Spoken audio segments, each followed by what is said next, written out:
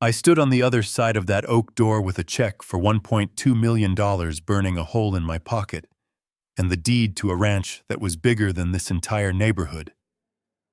I was vibrating with joy. My hands were shaking not from age but from pure excitement, because I was about to change my family's life forever. I was about to push open that door and tell my wife Patricia and my son Brandon that their struggles were over, that I could pay off Brandon's debts, and that Patricia could finally have that cruise to Italy she had been talking about for 20 years. But just as my hand touched the cold brass of the doorknob, I heard a sound that stopped my heart cold. It was my wife's voice coming from the kitchen, and she wasn't talking about dinner. She was talking about me. "If we can get Dr. Miller to sign the competency papers by Friday, we can list the house on Monday morning," she whispered, and her voice was steady, cold, and terrifyingly calculated. I froze. I didn't breathe. I didn't move. I just stood there like a ghost in my own hallway, listening to the two people I loved most in this world plotting to bury me alive. Before I tell you how I walked away from that door and orchestrated the most satisfying revenge in the history of family feuds, please take a moment to hit that like button and subscribe to the channel. If you have ever sacrificed everything for people who only saw you as a paycheck, then this story is for you. And let me know in the comments which city or state you are watching from. I love reading your stories. My name is Harrison Ford. Everyone calls me Harry, and I am 71 years old. I have spent 50 years of my life building houses for other people while my own home was slowly turning into a prison of lies. Let's go back to 2 hours before I stood at that door. I was sitting in the leather armchair of Mr. Rothstein's office in downtown Denver. The air smelled of expensive mahogany and stale cigar smoke. Rothstein was my brother Pete's lawyer. Pete and I hadn't spoken in 15 years, not since a stupid argument over politics at a Thanksgiving dinner that spiraled out of control. I thought Pete hated me. I thought he had forgotten I existed. So when Rothstein called me that morning, I expected bad news. Maybe Pete had left me a bill or a sarcastic note. Rothstein adjusted his glasses and pushed a thick envelope across the desk toward me. "Harrison, your brother passed away 3 weeks ago, peacefully in his sleep out in Montana." The lawyer said, his voice soft and professional. I felt a pang of guilt hit my chest. My brother was gone, and I never got to say goodbye. I never got to say I was sorry. I sat there staring at my callous hands that had hammered thousands of nails and poured tons of concrete, and I felt like a failure. But then Rothstein continued, and what he said next made the room spin.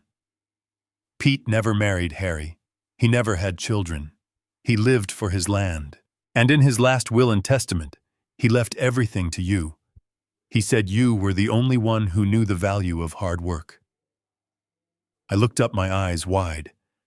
Everything I asked, my voice cracking. Rothstein nodded. "The Silver Creek Ranch in Montana. 500 acres of prime grazing land, 2,000 head of cattle, the main house, the guest cabins, the equipment, and the liquid assets." He slid a check across the polished wood. I picked it up and my vision blurred. $1,200,000 after taxes. It was more money than I had earned in my entire life combined. I was a general contractor. I made a decent living. I put food on the table. I paid for Brandon's college. I bought Patricia nice cars. But we were never rich. We always had to be careful. And now in the blink of an eye, I was a millionaire. "He never stopped waiting for you to call Harry," the lawyer said quietly. "He wanted you to have peace." I walked out of that office feeling like I was floating. The heavy gray sky of Denver looked bright to me. The cold wind felt like a breeze. I climbed into my old Ford truck, the one with the rusted bumper and the engine that rattled when it idled, and I laughed. I actually laughed out loud.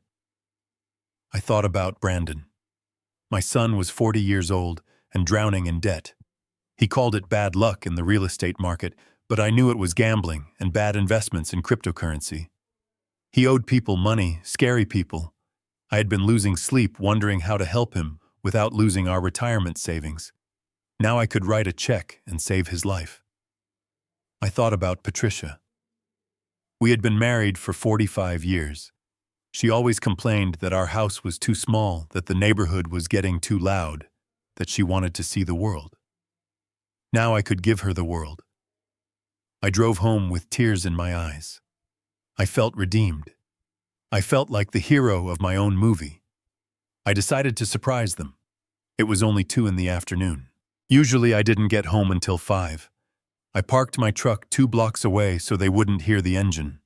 I wanted to walk in and see the look on their faces when I showed them the check. I wanted to see the relief. I wanted to feel their love. I walked up the driveway of the house I built with my own hands.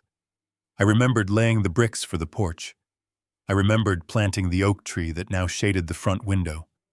This house was my life's work. I unlocked the front door quietly. The house was warm and smelled of vanilla. I took off my boots so I wouldn't make a noise on the hardwood floors. I crept down the hallway, clutching the envelope from Rothstein against my chest, like a shield. That was when I heard them. They were in the kitchen. The acoustics in that hallway were perfect. I should know I designed them. I could hear every word as clear as a bell. "Mom, we need to move fast," Brandon said. His voice wasn't panicked like it usually was when he asked me for money. It was impatient. Greedy. The guy from the agency said the market is peaking. If we sell the house now, we can get 1.5 million easy. That covers my debts and buys you that condo in the city with enough left over to invest.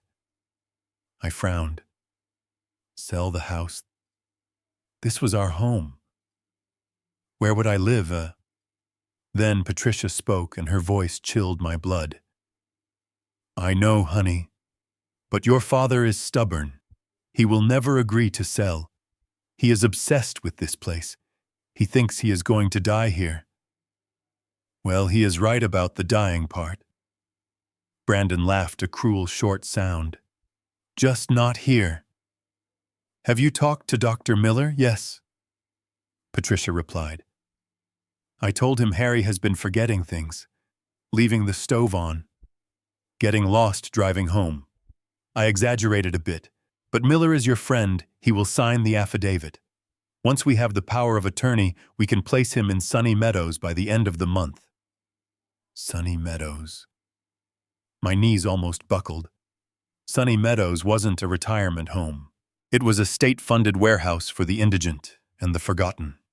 It was a place where people went to rot. It smelled of urine and despair.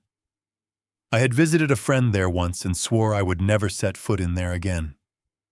My wife wanted to put me there, to sell my house, but Mom, Brandon said, and I leaned in closer, praying I was having a nightmare. "What about the cost? Sunny Meadows takes the Social Security check, right?" "They take everything," Patricia said casually, as if she was discussing the price of eggs. "But it is better than paying for a private facility. We need to maximize the profit from the house sale.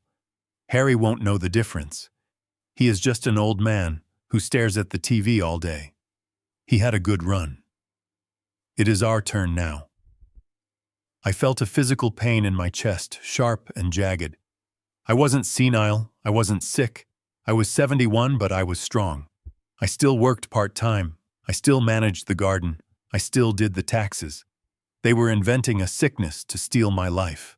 Then came the final blow, the one that turned my sadness into a cold, hard block of ice. "What about Buster?" Brandon asked. "We can't take the dog to the condo, and Sunny Meadows doesn't allow pets." There was a pause. I held my breath. Buster was my golden retriever. He was 12 years old. He had arthritis, and he moved slow, but he was the only living thing in this house that looked at me with genuine love. He slept at the foot of my bed every night. "Put him down," Patricia said. Her voice didn't waver. "He is old, and he smells, and the vet bills are costing us a fortune. It is the kindest thing to do, really. We will do it the same day we drop Harry off. Clean slate." The room spun. I had to reach out and steady myself against the wall. Put him down. Kill my dog. Lock me away. Sell my home. I looked down at the check in my hand. $1.2 million. 10 minutes ago, this money was for them. It was their salvation. Now it was a weapon. I realized with a terrifying clarity that the family I thought I was providing for didn't exist. These were strangers. Strangers who viewed me as an obstacle, a walking wallet that had finally run empty. I wanted to burst into that kitchen and scream. I wanted to throw the table over. I wanted to shake them until their teeth rattled. But something stopped me. Maybe it was the years of experience on construction sites where losing your temper meant losing your finger or your job. Maybe it was the voice of my brother Pete whispering from the grave. No. Screaming was too good for them. If I confronted them now, they would just lie. They would gaslight me. They would say I was hearing things proving that I was indeed crazy. They would accelerate their plan. I needed to be smarter. I needed to be the architect of their downfall, just like I was the architect of this house. I slowly backed away. 1 step, 2 steps. I was careful not to let the floorboards creak. I reached the front door and opened it silently. I stepped out into the cold afternoon air and pulled the door shut until it clicked. I walked back to my truck, my legs feeling heavy like lead, but my mind racing at 100 miles an hour. I climbed into the cab and looked at the house one last time. It looked the same as it did this morning. The paint was fresh, the lawn was mowed, but inside it was rotten. I started the engine and drove away before the tears could fall. I didn't go back to the office. I didn't go to a bar. I drove to the only place where I could think.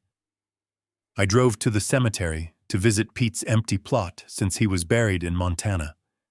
I sat on the grass and I made a promise. I promised that I would play the role they wrote for me. I would be the confused old man. I would be the victim. I would let them think they were winning. I would let them dig their own graves with their greed. And when they were standing on the edge ready to push me in, I would reveal who really held the shovel. My phone buzzed in my pocket. It was a text from Patricia. "Honey, are you coming home soon? I am making your favorite pot roast." I stared at the screen. My favorite pot roast. The meal she always made when she wanted something. I typed back, my fingers steady. "On my way, dear. Just forgot where I parked the truck for a minute. See you soon." I hit send. The game had begun. I was coming home, but the husband and father they knew had died the moment they decided to kill his dog.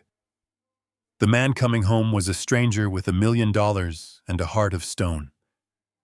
The park bench was cold against my back as I sat there watching the sun dip below the horizon, painting the Denver sky in bruised shades of purple and orange.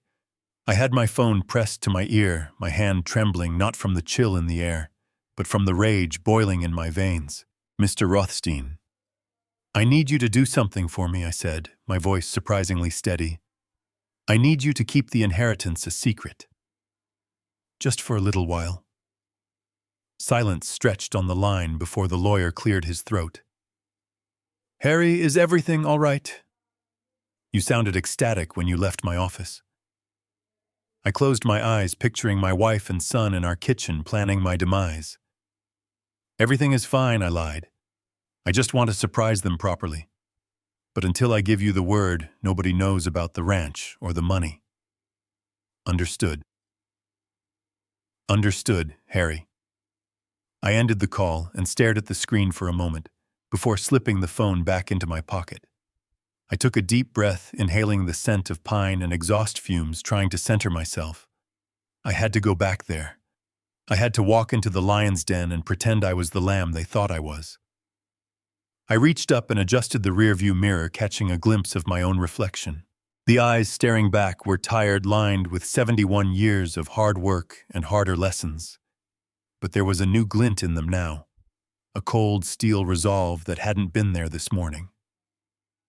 I wiped the last trace of a tear from my cheek, put the truck in gear, and drove home to play the role of a lifetime. When I pulled into the driveway, the house looked picture perfect. Warm yellow light spilled from the windows, promising comfort and safety. It was a lie. A beautiful, well-constructed lie. I walked up the path, my boots heavy on the concrete. I unlocked the front door and stepped inside, letting out a heavy sigh, just loud enough for them to hear. "Honey, is that you?" Patricia called from the dining room, her voice dripping with artificial sweetness. "You are late. Dinner is getting cold." I shuffled into the room, intentionally dragging my feet a little more than usual. "Sorry, dear," I mumbled, avoiding her gaze. I got turned around, took a wrong turn near the park. Patricia exchanged a quick glance with Brandon. I saw it. A subtle, meaningful look that screamed, "Meh." "I told you he is losing it." Brandon was already seated at the table, scrolling through his phone. He looked up, a smirk playing on his lips. "You got lost coming home from the park, Dad. You have lived here for 40 years. Maybe you shouldn't be driving anymore. It is not safe." I sat down heavily in my chair, my joints popping. "Just a little tired, son," I said, my voice raspy. "Just tired." Patricia placed a plate of pot roast in front of me. It looked delicious, steaming and savory, but my stomach churned. This was the woman who wanted to put me in a state home. This was the son who wanted to kill my dog. "Eat up, Harry," she said, patting my hand condescendingly. "You need your strength. Although I noticed you forgot to take your vitamins this morning again. You are becoming so forgetful lately." I didn't forget. I never forgot. But I nodded meekly. "Must have slipped my mind," I murmured, picking up my fork. The dinner was an exercise in torture. They talked over me, around me, as if I wasn't there. Brandon complained about the crypto market, about how the system was rigged against him, never mentioning his own reckless gambling. Patricia nodded sympathetically, feeding his delusions. Then came the test. I reached into my pocket for my car keys. They weren't there. I patted my other pocket. Empty. I frowned, checking my shirt pocket. Panic started to rise in my chest, genuine panic this time, because I knew I had put them in my right trouser pocket when I walked in. "Looking for something, Dad?" Brandon asked, his voice casual, too casual. "My keys," I said, patting my pockets again. "I had them. I know I had them." Brandon shook his head, letting out a dramatic sigh. "Dad, we talked about this. You left them in the ignition again." I had to bring them in. "Seriously, if you can't remember to take your keys out of the car, maybe you shouldn't be on the road. You could hurt someone. Or yourself." I stared at him. I knew I hadn't left them in the ignition. I remembered taking them out. I remembered the jingle they made. He had taken them. He must have swiped them from the hall table when I went to wash my hands. He was gaslighting me, creating evidence for his little competency hearing. My blood boiled, but I forced my hand to tremble. I forced my lower lip to quiver. I did," I stammered. "I could have sworn." "See," Patricia said, her voice soft and poisonous. "You are confused, Harry. It is happening more and more. We are just worried about you. We want you to be safe. That is why we were thinking. Maybe it is time to make some changes before something bad happens." I looked down at my soup. I needed to sell it. I needed them to believe I was truly fading. I gripped my spoon, letting my hand shake violently. Soup sloshed over the rim, dripping onto the pristine white tablecloth. "Oops," I said, my voice weak. "Oh dear." I dropped the spoon. It clattered loudly against the china. "I am sorry. I am so clumsy." Patricia let out a huff of annoyance, grabbing a napkin to dab at the stain. "It is okay, Harry," she said, but her eyes were cold, hard flint. "Just let me do it. You are making a mess." Brandon didn't even look up from his phone. See, Mom, he muttered. He can't even eat soup without help. How is he going to manage this big house alone? The rest of the meal passed in a blur of humiliation. I ate in silence, letting them talk about me as if I were a toddler or a piece of broken furniture. I listened to them discuss their plans for the weekend, plans that didn't include me. I listened to Brandon talk about a new investment opportunity that only needed $50,000 to get started. I saw the greed in his eyes, the desperation. He was drowning, and he was willing to use my body as a raft to keep himself afloat. After dinner, I shuffled to the living room and sat in my recliner. Buster came over and rested his heavy head on my knee. I stroked his soft golden fur, feeling the thrum of his purr. "You are the only honest thing in this house, boy," I whispered too low for them to hear. "I won't let them hurt you. I promise." I turned on the TV, staring blankly at the screen, letting the noise wash over me. I could hear them in the kitchen cleaning up. "He is worse than I thought," Brandon said, his voice lowered, but carrying clearly. "Did you see his hands shaking? He is practically Parkinson's. Dr. Miller will sign off on that easy. We still need to find his credit cards," Patricia replied, the clinking of dishes punctuating her words. "I need to know how much liquidity he has available.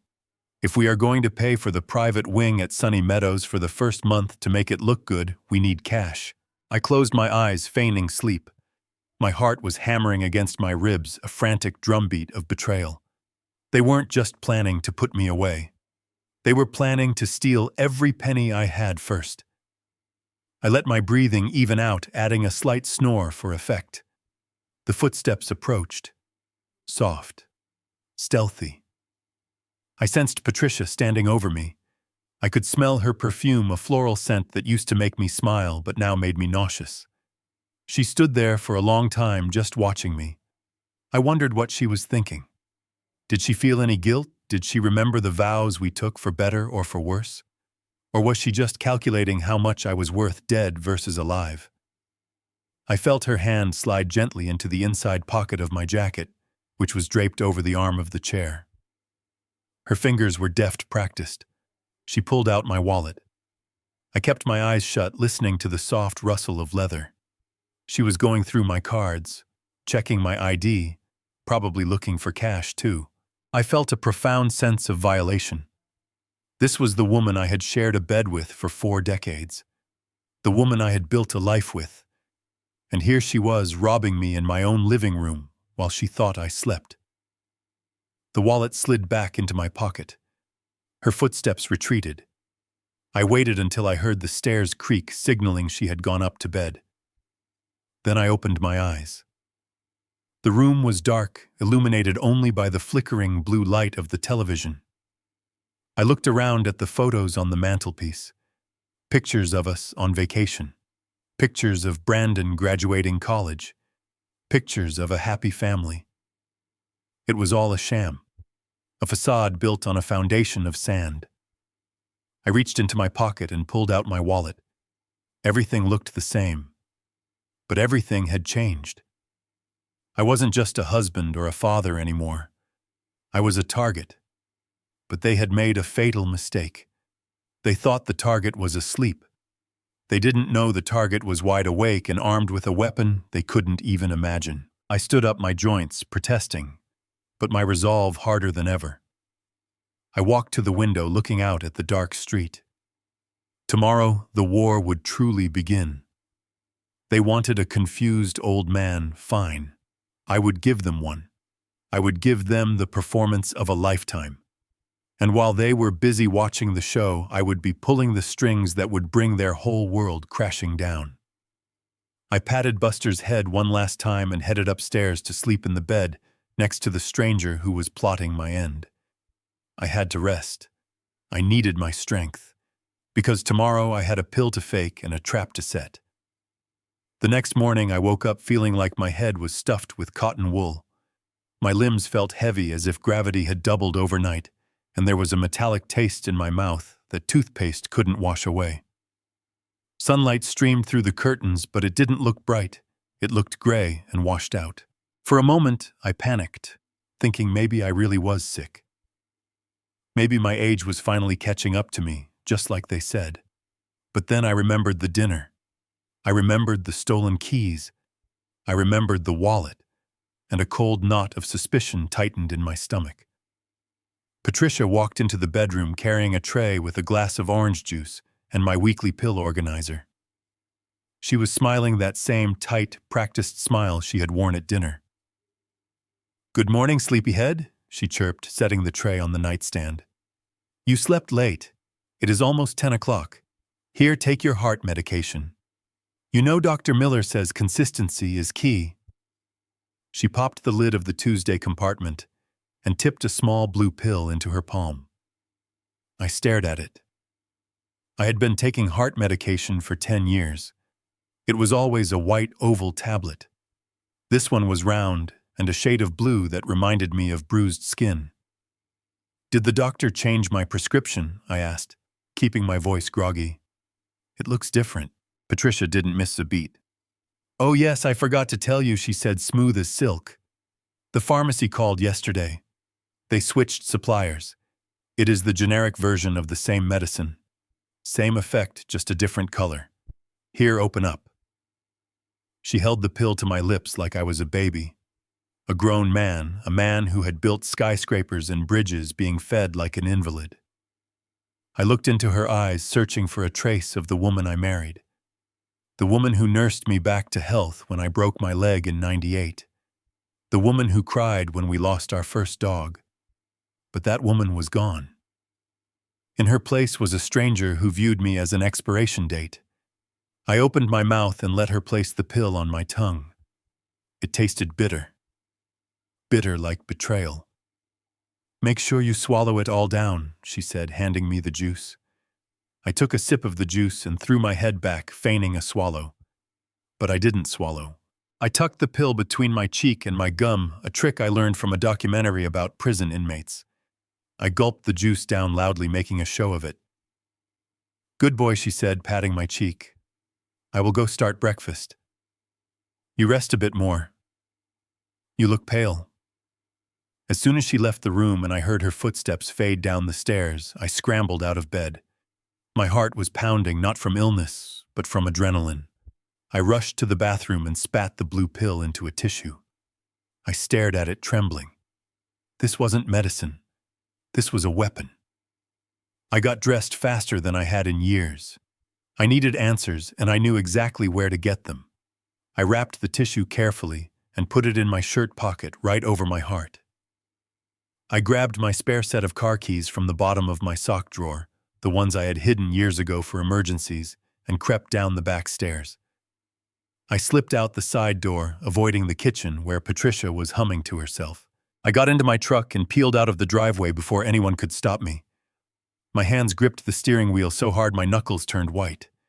If I was right about this, if they were doing what I thought they were doing, then this wasn't just greed. It was evil. I drove to the downtown pharmacy, not the big chain store near our house where Patricia picked up prescriptions, but the old family-owned place on Main Street. Tom, the pharmacist, and I went back 30 years. We played poker together on Fridays before Patricia made me stop going. The bell above the door jingled as I walked in. The shop smelled of rubbing alcohol and peppermint just like it always did. Tom was behind the counter counting pills. He looked up and smiled, his face creasing into a roadmap of wrinkles. "Harry," he exclaimed, coming around the counter to shake my hand. "I haven't seen you in ages. Patricia usually picks up for you." "Everything all right?" I didn't waste time on pleasantries. I pulled the tissue from my pocket and unfolded it, revealing the small blue pill. "Tom, I need you to tell me what this is," I said, my voice low and serious. "Patricia said it is a generic for my heart condition. But I don't feel right, Tom. I feel foggy." Tom frowned, adjusting his spectacles. He picked up the pill with a pair of tweezers and held it under the magnifying lamp. He studied it for a long moment, turning it over and over. Then he walked back to his computer, typing in the code stamped on the side. The silence in the shop was deafening. I could hear the hum of the refrigerator and the thumping of my own pulse. Tom stopped typing. He stared at the screen, then looked back at me, his face pale. "Harry," he whispered. "Who gave you this?" "Patricia," I said. "She said it is for my heart." Tom came back around the counter and put a hand on my shoulder. His grip was firm. "Harry, this is not heart medication. This is a high-dose sedative with antipsychotic property. It is usually prescribed for patients with severe aggressive dementia or schizophrenia to keep them docile." I felt the blood drain from my face. Sedatives. Antipsychotics. "What are the side effects?" I asked, fearing the answer. Confusion. Tom listed, counting on his fingers. Memory loss. Dizziness. Hallucinations. Slurred speech. "If a healthy person takes this every day, Harry, within a few weeks they would look and act exactly like they had advanced dementia. It essentially shuts down your cognitive functions. It is a chemical lobotomy." I staggered back, leaning against a shelf of vitamins to keep from falling. It all made sense. The clumsiness at dinner. The fog this morning. They weren't just waiting for me to become incompetent. They were manufacturing my incompetence. They were poisoning me to steal my life. I felt a surge of nausea. My own wife, the mother of my child. She wasn't just unfaithful or greedy.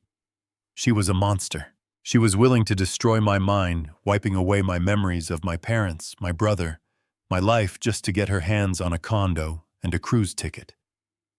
Tom looked furious. "Harry, I should call the police. This is attempted poisoning." "No," I said, sharp and quick. "No police, not yet." "But Harry," Tom sputtered, "if you call the police now, she will claim it was a mistake." I said, my mind working faster than it had in months. "She will say she mixed up the bottles. She will play the victim. And I will still be the old man who is losing it." "No, Tom. I need to catch them. I need to bury them." I looked at the shelves behind Tom. "Do you have any vitamins that look like this?" "Exactly like this." Tom looked at me, understanding dawning in his eyes. He turned and scanned the shelves. He grabbed a bottle of B12 supplements. He opened it and poured one out. It was small, round, and blue, almost identical. "These are just vitamins," Tom said. "Harmless. They will actually give you a bit of energy." I bought 3 bottles. I made Tom print out a label that looked exactly like the one on the sedative bottle, but with the vitamin name in small print. We spent the next 20 minutes carefully swapping the pills. We emptied the sedatives into a biohazard bag to be destroyed and filled the prescription bottle with the vitamins. When I walked out of that pharmacy, I wasn't just Harry, the retired contractor. I was a man on a mission. I had the energy of a 20-year-old. Let them feed me their poison. I would swallow every single vitamin, and I would get sharper, stronger, and more focused while they thought I was fading away. I drove home, taking the long way to calm down. I stopped at a drive-thru and bought a large black coffee. I needed to be alert. The game had escalated. This wasn't just about money anymore. This was about survival. When I pulled into the driveway, I saw an unfamiliar car parked next to Brandon's SUV. It was a sleek silver sedan, the kind real estate agents drive. My stomach tightened. I checked my watch. It was only noon. I parked my truck and walked to the front door. I unlocked it quietly using the key I had kept. I could hear voices in the living room. "This living room has great potential," the stranger was saying. "Open concept is very in right now. If you knock down this wall here, you could add 20,000 to the asking price." I stepped into the foyer. Brandon was standing there with a man I had never seen before. The stranger was wearing a cheap suit and holding a laser measuring tool, pointing it at the wall where my grandfather's clock stood. "Dad," Brandon jumped, his face flushing red.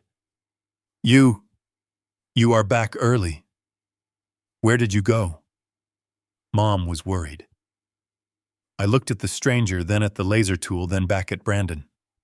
I forced my face to go slack to look confused. I went for a drive, I mumbled. I wanted ice cream, but I forgot where the shop was. Brandon let out a breath of relief. He exchanged a look with the stranger. A look that said, "See, he is gone." "Dad." "This is Mike," Brandon said, gesturing to the man. "He is just a friend. He came over to play video games." I looked at Mike. He was holding a clipboard and a laser measure.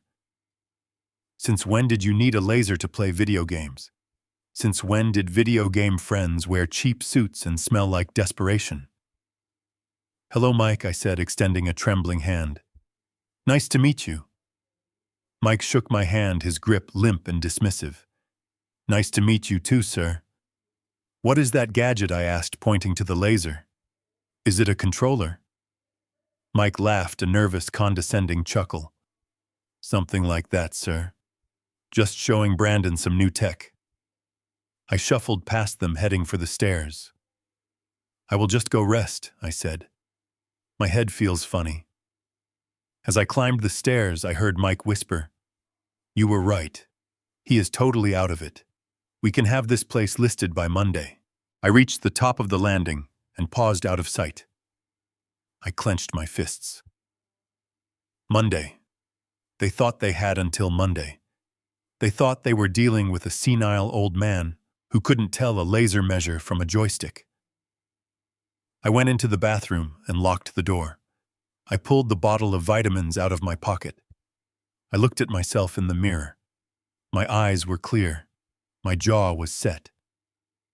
"Enjoy your video games, boys," I whispered to my reflection, "because I am about to change the rules of the game. And when I am done playing, you won't just lose the house. You will lose everything." I took out my phone and sent a text to Mr. Rothstein. "Execute Phase 2, prepare the buyout documents, and get me the contact info for the best divorce lawyer in the state." I flushed the toilet to make noise and walked into the bedroom. Patricia was there, folding laundry. She looked up, scanning my face for signs of the drug. "Did you have a nice nap?" she asked, sweet as pie. I smiled at her, smiled at her, a genuine smile. 'Cause I knew something she didn't. "I feel much better, dear," I said. "In fact, I haven't felt this good in years." She frowned, confused for a split second, before masking it. "That is good, Harry. That is good." I lay down on the bed and closed my eyes, listening to the murmur of the voices downstairs, selling my home piece by piece. Let them measure. Let them plan. They were measuring a house they would never sell. They were planning a future they would never see. The pills were swapped. The trap was set. And the old man they wanted to kill was about to wake up and burn their world to the ground. I lay in bed with my eyes closed, listening to the muffled voices drifting up from downstairs, feeling a strange mix of clarity and cold fury. The vitamin I had taken earlier was kicking in, or maybe it was just the adrenaline of knowing I was finally fighting back. Downstairs, Mike, the so-called friend with the laser measure, was dissecting my life's work. I could hear his heavy footsteps thudding against the hardwood floors I had sanded and stained with my own hands 30 years ago. "You see this crown molding," Mike said, his voice carrying up the stairwell like a stench. "It is dated. Total trash. We would have to rip all of this out to get top dollar. The market wants modern, not this grandpa chic garbage." I clenched my fists under the covers. That crown molding was hand-carved oak. It took me 3 months of weekends to install. It was perfect. And this cheap suit in my living room was calling it garbage. I forced myself to get up. I couldn't just lie there. I needed evidence. I needed to know exactly how deep Brandon was digging his own grave. I shuffled to the top of the stairs and then made my way down, moving slowly, gripping the banister like my life depended on it. When I reached the bottom step, they didn't even notice me. Brandon was too busy showing Mike the kitchen. And the cabinets, Mike asked, sounding bored. "Solid cherry wood," Brandon said, eager to please. My dad built them himself, Mike snorted. Yeah, well, they look like something out of a 1980s sitcom. We will need to gut this whole kitchen. Paint everything white. Gray floors. That is what buyers want.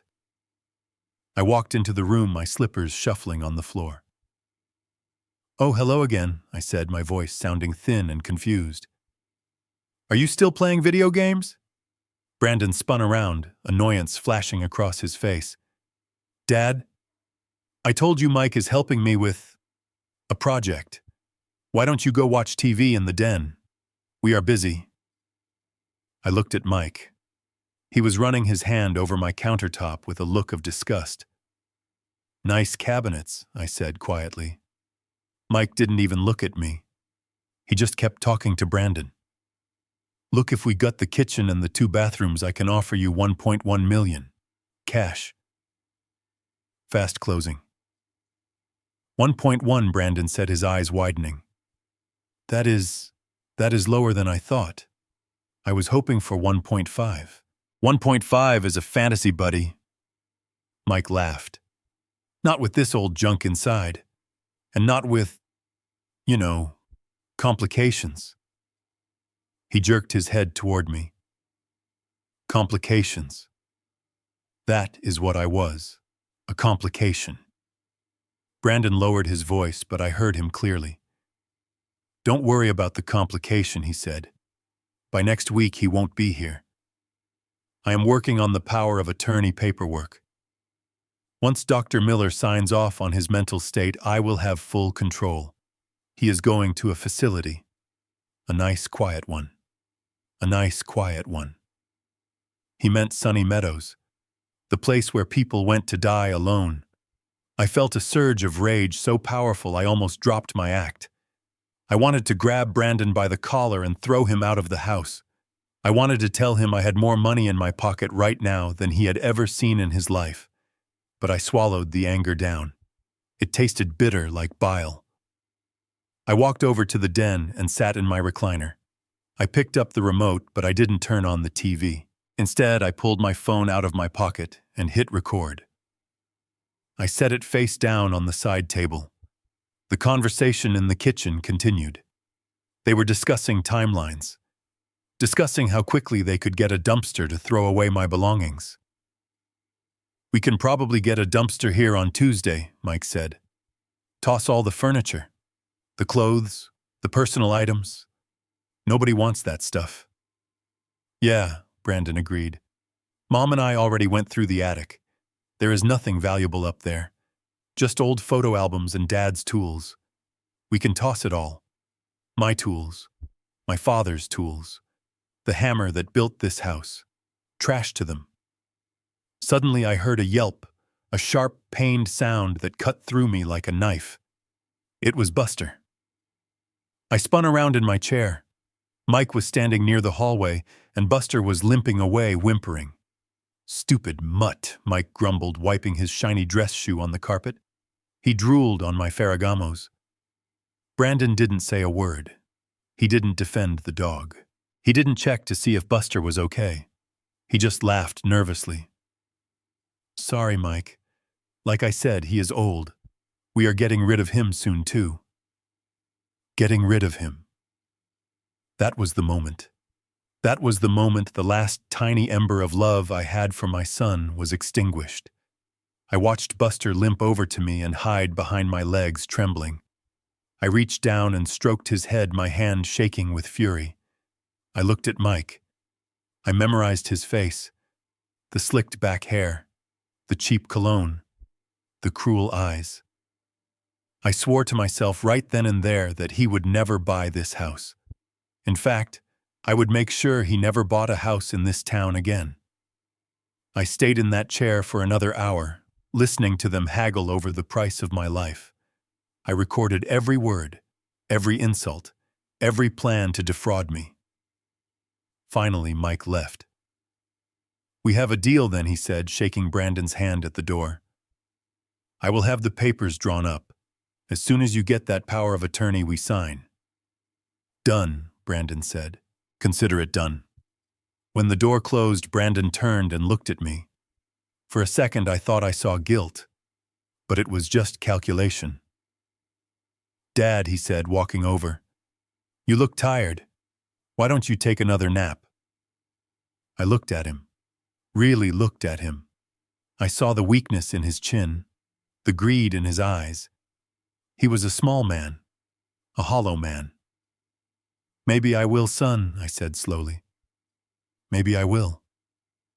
I picked up my phone and slipped it into my pocket. As I walked past him, I paused. "You know, Brandon," I said, "I built those cabinets to last, just like this family.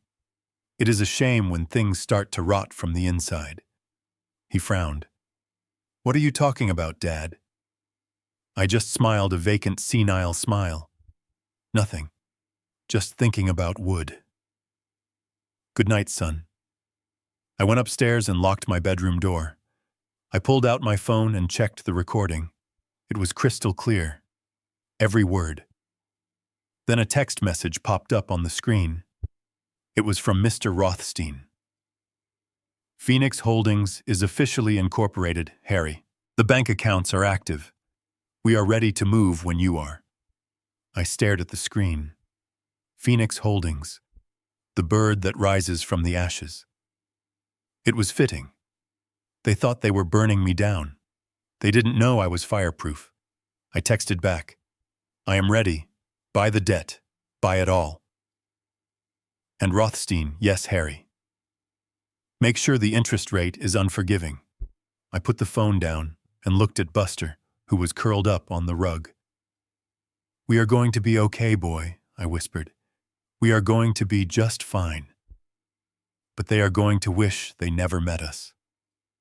The car ride to what Patricia called the luxury senior living community was filled with her nervous chatter. She kept talking about amenities and social clubs and heated pools, trying to paint a picture of paradise, but I knew better. I sat in the passenger seat, staring out the window at the gray clouds gathering over the highway, feeling like a prisoner being transported to his execution. We turned off the main road onto a street lined with cracked pavement and overgrown weeds. The sign ahead read "Sunny Meadows" in peeling yellow paint, but there was nothing sunny or meadow-like about it. It was a squat brick building that looked more like a minimum security prison than a home. When we parked, Patricia reached over and squeezed my hand, her fingers cold and clammy. "You are going to love it here, Harry," she said, her smile not reaching her eyes. "It is so vibrant. Just wait until you see the activity room." I didn't say a word. I just nodded, playing the part of the confused old man, but inside my stomach was twisting into knots. We walked through the automatic doors, and the smell hit me instantly. It was a thick, suffocating cocktail of industrial-strength bleach-boiled cabbage, and underneath it all the undeniable stench of urine and neglect. It was the smell of a place where people were sent to be forgotten. My chest tightened. This was where my wife wanted to leave me. This was the reward for 40 years of marriage and hard work.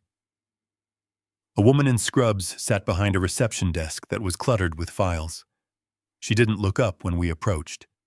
She just kept chewing her gum and scrolling on her phone. "Excuse me," Patricia said, using her polite society voice. "We have an appointment with the head nurse, Mrs. Ford, for a tour." The receptionist sighed, rolling her eyes before picking up the phone. "Nurse Ratched to the front," she mumbled into the intercom. She didn't actually say Ratched, but that was exactly who walked out a moment later. The head nurse was a large woman with eyes like flint and a smile that looked painful. "Mrs. Ford," she boomed, ignoring me completely. "And this must be the patient." She looked me up and down like I was a piece of used furniture at a garage sale, checking for scratches and dents. "This is Harry," Patricia said, nudging me forward. "Say hello, Harry." "Hello," I mumbled, staring at my shoes. The nurse didn't respond to me. She turned back to Patricia, flipping open a clipboard. "Let's get down to brass tacks. Is he ambulatory? Does he wander? And the big question, is he continent?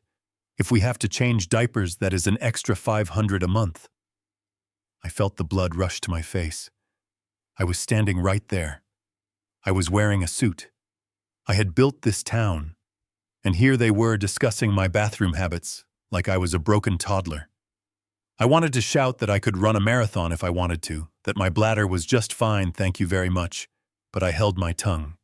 I had to see this through. I had to see exactly how low they were willing to go. He has accidents sometimes, Patricia lied smoothly. Just occasionally. But he is mostly independent. We are mostly worried about his mind. He gets confused. He forgets where he is. The nurse nodded, making a tick mark on her paper. We have a secure wing for that. Locked doors. No exit without a code. Keeps them safe. Prevents them from bothering the staff. Come on, I will show you the room. We followed her down a long fluorescent-lit hallway. The linoleum floor was scuffed and sticky. Along the walls, elderly people sat in wheelchairs, slumped over, staring at nothing. There was no life in their eyes. No joy. Just a hollow emptiness. A television blared a cartoon at high volume in a common room, but nobody was watching it. See, Harry?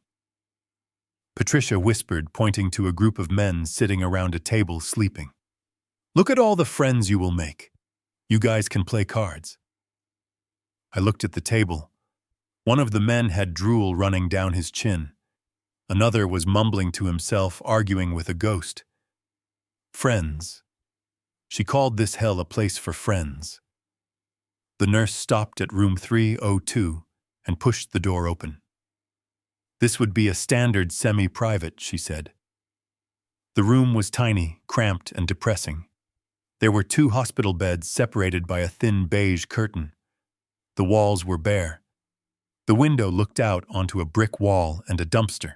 It is cozy, Patricia said, her voice trembling slightly.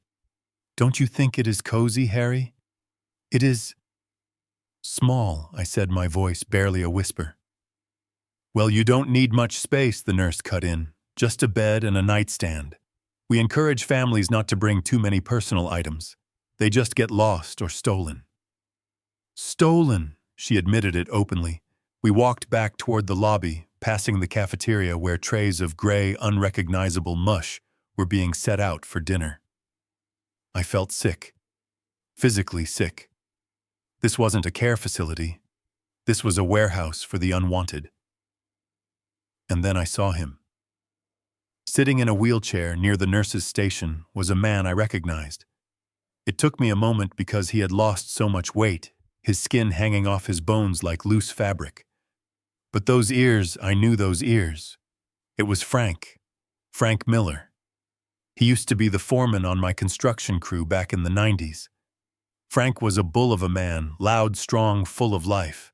He used to tell the best jokes. Frank. I gasped, stepping toward him. Patricia grabbed my arm. Harry, don't bother the other residents. I pulled away from her and knelt beside Frank's chair. Frank, I said softly. It is me. Harry. Harry Ford. Frank slowly turned his head. His eyes were milky and unfocused.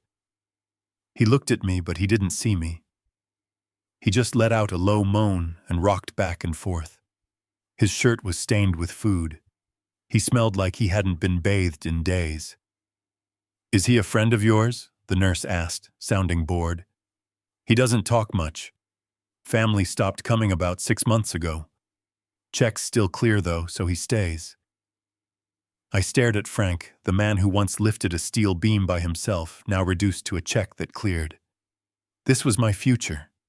This was what Patricia and Brandon had planned for me. They would dump me here in this room with a view of a dumpster and wait for me to wither away while they spent my money on cruises and sports cars. I stood up. My knees cracked, but my resolve hardened into diamond. I looked at Frank one last time, silently promising him that I would get him out of here too once I was done destroying my enemies. I am ready to go now, I said to Patricia. My voice was flat, devoid of emotion. We walked back to the car in silence. Patricia seemed relieved that the tour was over. She probably felt guilty, but her greed was stronger than her conscience. She started the engine and pulled out of the parking lot, leaving the smell of bleach and despair behind. So she asked tentatively as we merged onto the highway, "What did you think?" "It wasn't so bad, was it? The staff seems very efficient." I looked at her. I looked at the woman I had loved for 40 years, and I saw nothing but a stranger. "It is expensive," I said quietly. Patricia sighed. "Well, quality care costs money, Harry. But don't worry about that. We will figure it out." "I don't want to be a burden," I continued, planting the seed I had cultivated in my mind. "I don't want you and Brandon to struggle to pay for that place." "We won't struggle," she said quickly. "We have the house, but the house might not be enough," I said. "That nurse said 500 extra for diapers. And the room fee. It adds up." I paused, letting the silence stretch, letting her worry build. Then I dropped the bait. "You know," I said, scratching my head as if trying to recall a distant memory. "I was thinking about what Brandon said. About money. And I remembered Pete left me that land in Montana." Patricia's head snapped toward me so fast I thought she would get whiplash. "What land?" she asked, trying to sound casual but failing miserably. "The ranch," I said. "Well, he called it a ranch. It is probably just dirt and rocks. It is way out in the middle of nowhere. But maybe someone would buy it. For a little bit." "How much land, Harry?" she asked, her knuckles white on the steering wheel. "I don't know," I mumbled. "Maybe a few acres, maybe more. I haven't seen it in years. But if we sold it, maybe it would pay for Sunny Meadows. So you don't have to sell our house right away." I saw the gears turning in her head. She was doing the math. Land in Montana was skyrocketing.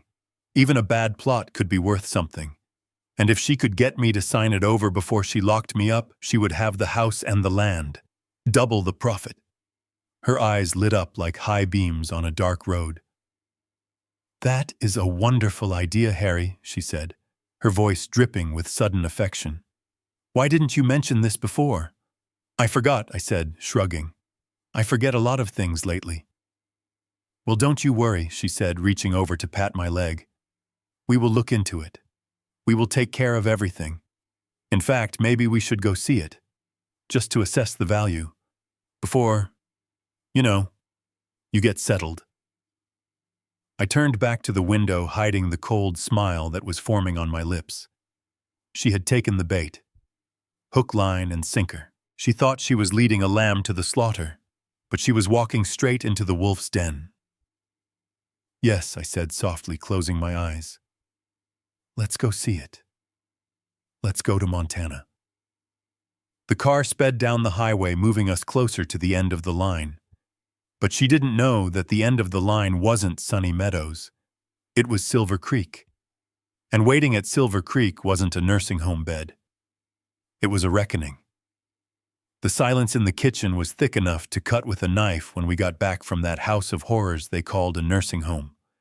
Patricia was making tea, her movements jerky and nervous, while Brandon sat at the table chewing on his thumbnail, his leg bouncing up and down like a piston. They were terrified. Not for me, but for their wallets.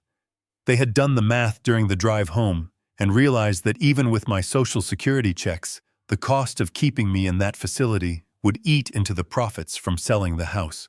They were stuck between their greed and their finances, and I decided it was the perfect moment to throw them a lifeline that was actually a noose.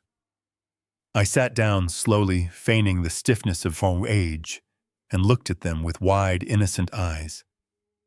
"You know," I said, my voice trembling just enough to sell the performance, "I have been thinking about Pete's land. I know I said it was just rocks and dirt, but I remember now that a developer called Pete years ago." Brandon stopped bouncing his leg. He looked up, his eyes hungry. "A developer?" he asked, trying to sound casual but failing. "What did he want, Dad?" "I think he wanted to put up a cell tower or maybe store equipment." I lied, spinning the tale I had rehearsed in my head. "He offered Pete something like $200,000. Pete turned him down, of course. He was stubborn. But maybe the offer still stands. Or maybe the land is worth that much just as a tax write-off. $200,000.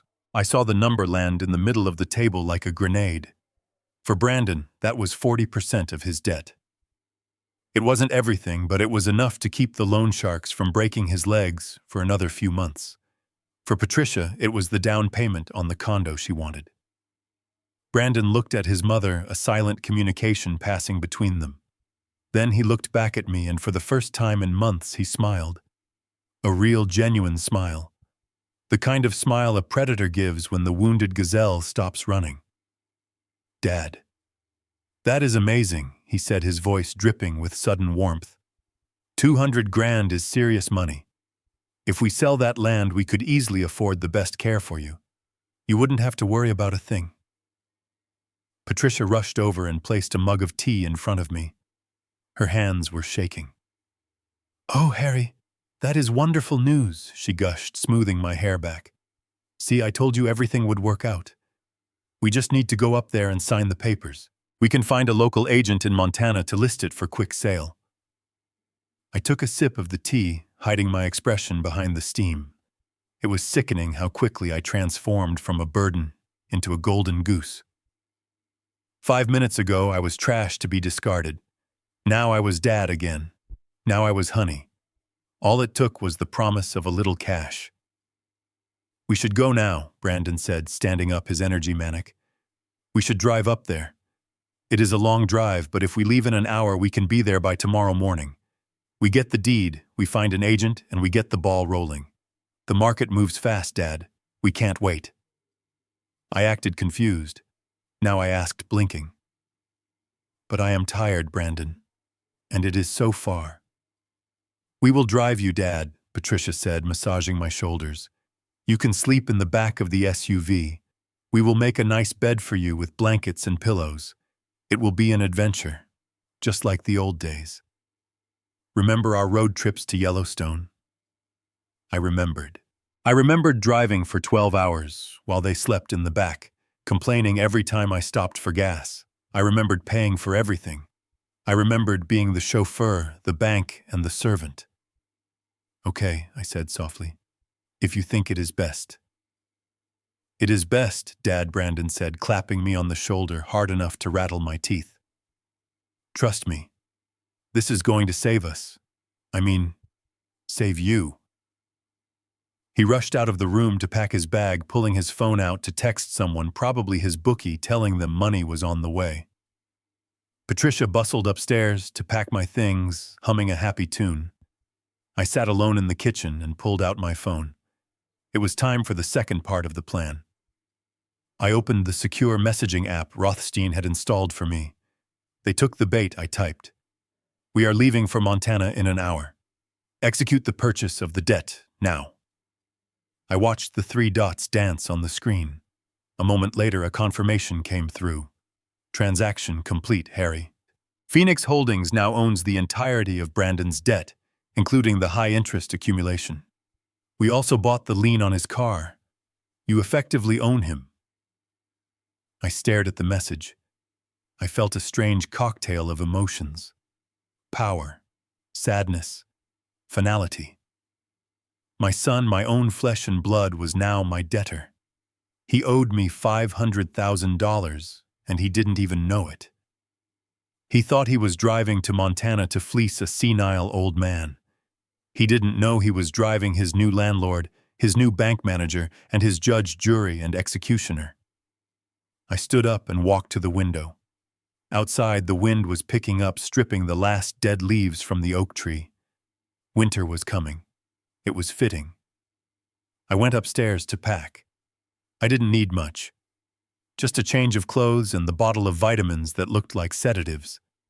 I found Patricia in our bedroom throwing clothes into a suitcase. She looked younger somehow, the prospect of money acting like a fountain of youth. "Harry, make sure you bring your warm coat," she said, smiling at me. "It gets cold up north." "I will, dear," I said. I grabbed my old wool coat from the closet. The one Pete had given me 20 years ago. It smelled like cedar and tobacco. Putting it on felt like putting on armor. Brandon was already loading the car when I came downstairs. He had folded the back seats down and made a nest of blankets just like he promised. But it wasn't out of kindness. It was because he didn't want to hear me talk. He wanted me unconscious and pliable until it was time to sign the dotted line. "Hop in, Dad," he said, opening the door for me. VIP treatment. You just relax and leave the driving to me. I climbed in and settled into the blankets. Buster tried to follow me, but Brandon blocked him. "No dog," he said sharply. "We can't take Buster. He will just be a hassle in the hotel." My heart hammered. I couldn't leave Buster. If I left him, they might come back and kill him while I was gone. Or worse, just leave him to starve. "He goes or I don't go," I said. My voice wasn't loud, but it was hard. Hard enough that Brandon stopped and looked at me. "Dad, come on," Brandon started to argue. I coughed loudly, feigning a fit. I can't breathe without him," I wheezed. "My anxiety," the doctor said.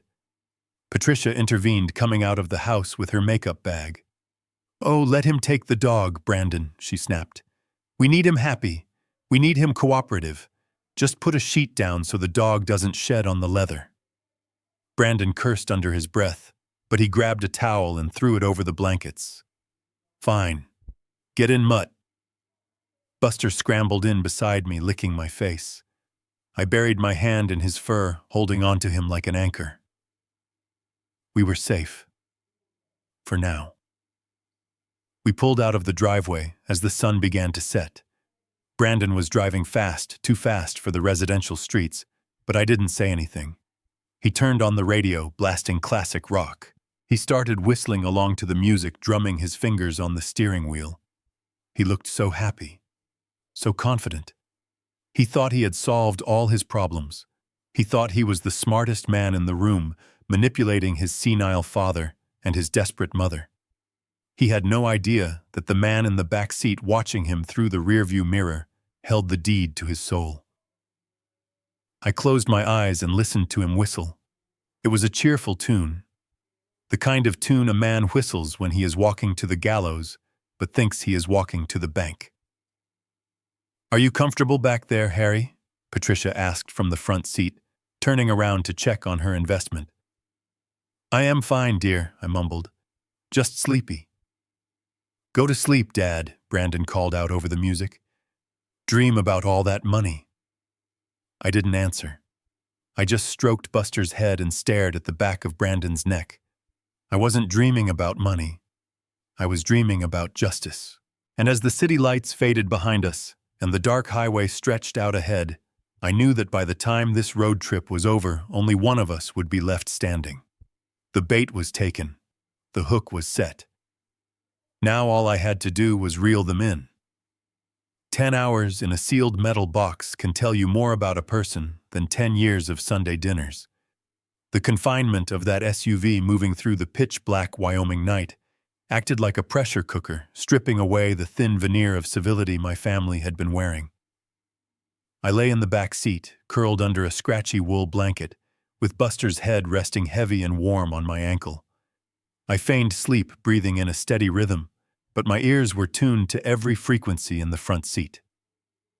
Brandon drove with an aggression that made my stomach turn, tailgating semi-trucks and weaving through traffic like he was running from the law, which in a way I suppose he was. About 3 hours into the drive past the glowing lights of Cheyenne, I decided it was time to turn the screws. I sat up, slowly groaning as if my bones were made of rusty iron. "Brandon," I said, my voice raspy and weak. "I need to stop." Brandon didn't even look in the rearview mirror. "You just went 2 hours ago, Dad. Hold it. We are making good time, and I am not stopping until we hit the state line." "I can't hold it," I insisted, adding a tremor of panic to my tone. "It is the pills, the new ones. They make me... urgency. Please, son." Brandon slammed his hand against the steering wheel, the leather smacking loudly in the quiet cabin. "Unbelievable," he hissed. He swerved the car violently onto the shoulder gravel, crunching loudly under the tires, sending a cloud of dust up around the windows. He put the car in park and whipped around, his face illuminated by the harsh red glow of the dashboard lights. His eyes were wild, manic with lack of sleep and the desperation of debt. "Get out, then," he screamed. "Go. Go pee in the dirt like an animal, because that is apparently all you are capable of doing." I fumbled with the door handle, pretending my fingers were too stiff to work the latch. Brandon watched me struggle for 5 seconds before he unbuckled his seatbelt and threw his door open. He marched around to my side and yanked the door open, letting a blast of freezing wind into the car. "Hurry up," he spat, grabbing my arm and hauling me out with a force that would have bruised me if not for my thick coat. I stumbled a few steps into the tall grass by the roadside. I didn't actually have to go, but I stood there shivering in the cold, looking up at the vast expanse of stars. They were indifferent to my suffering. I took my time counting the seconds, knowing each tick of the clock was raising Brandon's blood pressure. When I climbed back into the car, Brandon looked like he was about to explode. I settled back into the blankets and muttered a quiet sorry. That was the trigger. "Sorry," Brandon mocked, his voice rising to a shout. "Sorry doesn't pay for gas. Sorry doesn't fix the time we lost. You are just a burden, Dad. Do you know that? You are a giant anchor around my neck, dragging me down." I stayed silent, looking down at my hands. "Why do you have to be so difficult?" he continued, the venom pouring out of him. "Why couldn't you just have saved money like a normal person instead of building that stupid house? Why do you have to linger on like this? God, it would be so much easier if you just died, and left us the insurance money." The air in the car seemed to vanish. I had expected anger. I had expected frustration. But hearing my own son, the boy I had taught to ride a bike, the boy I had held when he scraped his knee, wish for my death, was a physical blow. It felt like a rib had snapped inward, piercing my lung.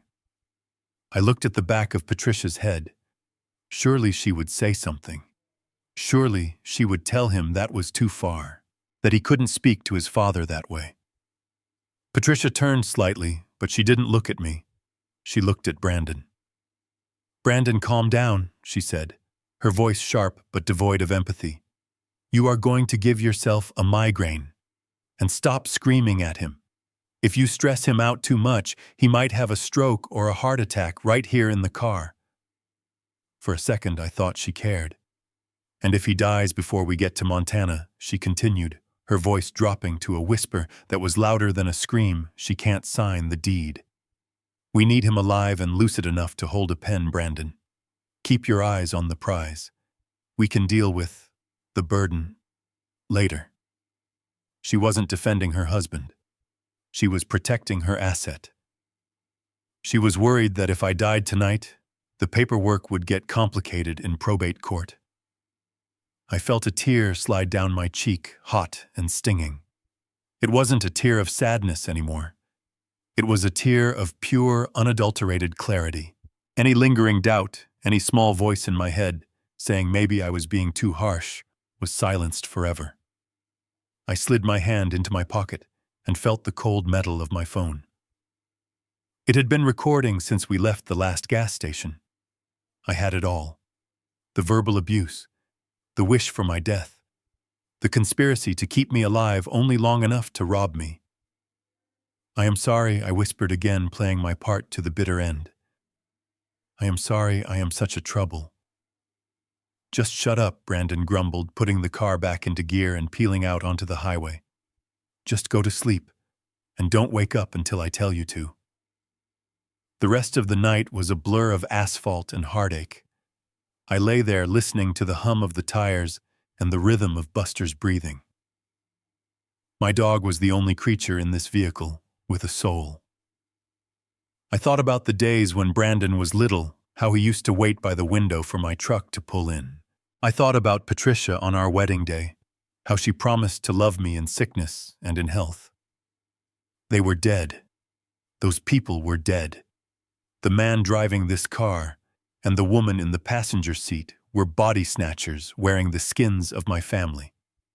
And I was the hunter, waiting for the sun to rise. Hours passed. The sky began to lighten, turning from black to a bruised purple, then to a pale, cold gray. We crossed the state line into Montana. The landscape changed from flat plains to rolling hills and distant, jagged peaks dusted with snow. Brandon was exhausted. His eyes were red-rimmed, and he was chugging his third energy drink. Patricia was asleep, her head lolling against the window. "Where are we going, Dad?" Brandon asked, his voice hoarse. "The GPS says we are close to the town you mentioned, but there is nothing out here. Just cows and rocks." I sat up, rubbing my eyes. "Keep going straight," I said, pointing a trembling finger at the windshield. "About 2 more miles. You will see a turnoff on the right." Brandon scoffed, looking at the desolate landscape. "Great. A dirt road in the middle of nowhere. Probably leads to a shack. I bet we will be lucky to get 50 grand for this dump." He was convincing himself that the land was worthless, probably to lower his expectations, or maybe just to have another reason to hate me. Patricia woke up, blinking against the morning light. "Are we there?" she asked, yawning. "Almost," I said. "Just around this bend." Brandon took the curve fast, the tires squealing slightly, and then he slammed on the brakes. The car skidded to a halt. There was no dirt road. There was no shack. To the right, branching off the main highway, was a wide, pristine asphalt driveway, black and smooth as glass. Flanking the entrance were 2 massive pillars made of river stone topped with iron lanterns. And stretching out on either side as far as the eye could see was a fence. Not a barbed wire fence, not a rotting wooden fence, but a white oak fence, perfectly painted, gleaming in the morning sun, running for miles along the rolling green hills. Above the entrance, suspended between the stone pillars, was a wrought iron archway, with letters that seemed to glow against the sky. Silver Creek Ranch. "What the—" Brandon whispered, the energy drink can crushing in his hand. Patricia leaned forward, her mouth hanging open. "Harry," she breathed. Is this the place?" I leaned forward between the seats and looked at the empire my brother had built. The empire that was now mine. "Yes," I said, my voice steady and strong, dropping the tremulous act for just a second. "This is the dirt and rocks I told you about." "Turn right, Brandon." Brandon turned the steering wheel, his hands shaking. The SUV glided onto the smooth pavement of the ranch. We drove past herds of Black Angus cattle grazing in pastures that looked like golf courses. We drove past a massive barn that was bigger than our entire house in Denver. And then in the distance, the main house came into view. It sat on a rise overlooking the valley. It was a sprawling log mansion with a wraparound porch, massive stone chimneys, and windows that reflected the rising sun like diamonds. I saw the greed ignite in their eyes like a wildfire. They weren't seeing a home. They weren't seeing a legacy. They were seeing dollar signs. Millions of them. Brandon let out a low whistle. "Dad, you said it was land. You didn't say it was this. This is a gold mine." I settled back into my seat, stroking Buster's ears. "I forgot," I said simply. "I guess my memory is worse than I thought." But inside I was smiling. Because they thought they had just won the lottery. They didn't realize they had just driven through the gates of their own personal prison. And the warden was sitting right in the back seat. The iron gates of Silver Creek Ranch swung open automatically, as if they recognized the blood running through my veins, even if my family did not. We rolled up the long, winding driveway lined with towering spruce trees, and with every passing yard, the silence in the car grew heavier. It was a stunned, breathless silence. Brandon had stopped whistling. Patricia had stopped checking her makeup. They were glued to the windows, their eyes wide, attempting to process the reality that was unfolding before them. We passed a pasture where a herd of black Angus cattle grazed, their coats shining like oil in the sun. There were hundreds of them, maybe 1,000. I saw Brandon doing the mental math calculating the price of beef per pound, and I saw his jaw literally drop. "This is it," Brandon whispered, his voice cracking. "This is the dirt and rocks." I leaned forward from the back seat, peering out with my feigned confusion. "It looks bigger than I remember," I mumbled. Pete always did like to exaggerate. "Exaggerate," Patricia gasped. "Harry, this isn't a ranch. This is an empire." We pulled up to the main house. It was a masterpiece of log and stone, 3 stories high, with a wraparound porch that could host a wedding reception. Smoke curled lazily from 2 massive stone chimneys. To the left, I saw the steam rising from a heated outdoor pool. To the right, a 6-car garage that looked better than most people's actual homes. Brandon put the car in park, but he didn't move. He just sat there, gripping the steering wheel, his knuckles white. I could practically hear the gears in his head grinding to a halt, and then spinning in reverse. The anger, the contempt, the murderous rage he had shown me on the highway just an hour ago was evaporating, replaced by a hunger so raw it was terrifying to behold. The front door of the mansion opened, and a tall man with silver hair and an impeccable charcoal suit stepped out. It was Cooper, Pete's ranch manager and right-hand man for 30 years. Cooper was the kind of man who commanded respect without saying a word. He walked down the steps with a dignified grace, followed by 2 ranch hands. I fumbled with the door handle, pretending to struggle. Before I could even get it open, Brandon was there. He had practically vaulted out of the driver's seat. "Let me get that for you, Dad," he said, his voice dripping with honey and syrup. "Careful now. Watch your step. The ground is a little uneven." He offered me his arm, the same arm that had shoved me onto the side of the road in Wyoming. I looked at his hand, then up at his face. The scowl was gone. The redness of rage had been replaced by a bright, eager smile that didn't reach his eyes. It was the smile of a salesman closing the deal of a lifetime. "Thank you, son," I said, letting him help me out. "You are very kind." I saw Cooper watching us. His eyes narrowed slightly as he took in the scene. The dusty SUV, my disheveled appearance, the overly solicitous son. Cooper knew Pete and I were estranged, but he also knew my character. He walked over, extending a hand. "Mr. Ford," he said, his voice deep and gravelly. "Welcome to Silver Creek. We have been expecting you. I am Cooper. I managed this property for your brother." I shook his hand, squeezing it briefly with a firmness that contradicted my frail act. Cooper's eyes flickered. He understood. He was a professional. "This is my wife, Patricia," I said, gesturing to the woman who was currently staring at the copper gutters with lust in her eyes. "And my son, Brandon." Cooper nodded politely, but coolly. "Ma'am." "Sir." "If you will follow me, I have prepared the master suite for you, Mr. Ford, and guest rooms for your family." We walked into the great room, and I heard Patricia let out a small squeak. The ceilings were 20 feet high. A chandelier made of elk antlers hung from the rafters. A fire roared in a fireplace large enough to roast a whole pig. The furniture was leather and distressed wood, looking comfortable and impossibly expensive.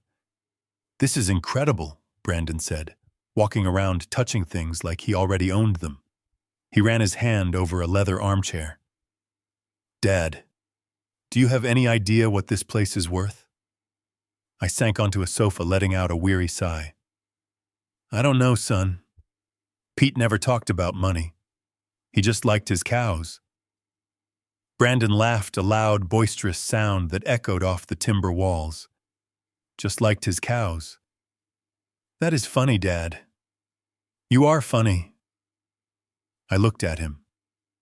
An hour ago, I was a burden, a complication, an animal to be left on the roadside. Now I was funny. Now I was Dad. It made me want to vomit. The speed of his transformation was an insult to my intelligence. Did he really think I was so far gone that I wouldn't remember the last 10 hours? Did he think money was a magic eraser that wiped away abuse? Cooper cleared his throat. I imagine you are tired from your journey. Lunch will be served on the terrace in an hour. Mr. Ford, can I get you anything? Just some water, Cooper, I said. And maybe a nap later. Of course, sir. Patricia came over and sat next to me, squeezing my knee. Her eyes were darting around the room, pricing the paintings, the rugs, the sculptures. Harry, darling, she cooed. This place is magical. Why did we stay away so long? We should have come to visit Pete. We could have been a family here. I looked at her. We stayed away because you called Pete a redneck hillbilly who smelled like manure, I thought. We stayed away because you said Montana was a cultural wasteland. I guess we were busy, I said out loud, closing my eyes. The rest of the afternoon was a theater of the absurd. Brandon was everywhere. He brought me my water. He fluffed a pillow behind my head. When I got up to go to the bathroom, he jumped up to clear a path, moving a small ottoman out of my way. Watch out for that, Dad, he said. Don't want you to trip. We need to keep you healthy. I went along with it. I smiled. I nodded. I thanked him. But inside I was cataloging every fake smile, every insincere gesture. They were treating me like a Faberge egg, not because they cherished me, but because they wanted to sell me. As evening fell, Cooper showed us to our rooms. My room was on the ground floor, the master suite that used to be Pete's. It had a private door to the porch and a view of the mountains that stopped your breath. Patricia and Brandon were upstairs in the guest wing. I settled into the room and Cooper showed me the amenities. And then he pointed to a panel on the wall. Your brother installed this a few years back, Cooper said quietly. It is a whole house intercom system. He liked to keep track of the staff, but he also liked to know what was happening under his roof. You can listen to any room in the house if you tune it right. He looked at me, at his face impassive but his eyes twinkling. I think Channel 4 is the guest wing, Mr. Ford, in case you need to call your son. Thank you, Cooper, I said. That is very useful information. Cooper nodded and left, closing the door softly. I waited. I waited until the house settled. I waited until I knew they would be feeling safe, feeling victorious. Then I walked over to the panel and pressed the button for Channel 4. The static hissed for a moment, and then Brandon's voice came through crystal clear. He sounded excited, manic. No, Emily, you don't understand, he was saying. I am telling you, do not list the house in Denver. Pull it off the market. Cancel the appointment with the realtor. I leaned closer to the speaker. He was talking to his wife, my daughter-in-law, back in Colorado. Why? Emily asked, her voice tinny through the speaker. I thought we needed the cash. You said the loan sharks were coming by Friday. Forget the cash, Brandon snapped. We are thinking too small. I am at the ranch right now. It is not just land, Emily. It is a palace.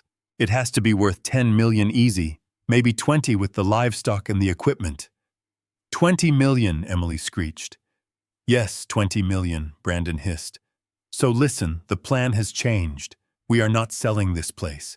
If we sell it now, we just get cash. And knowing Dad, he might try to donate half of it or put it in a trust.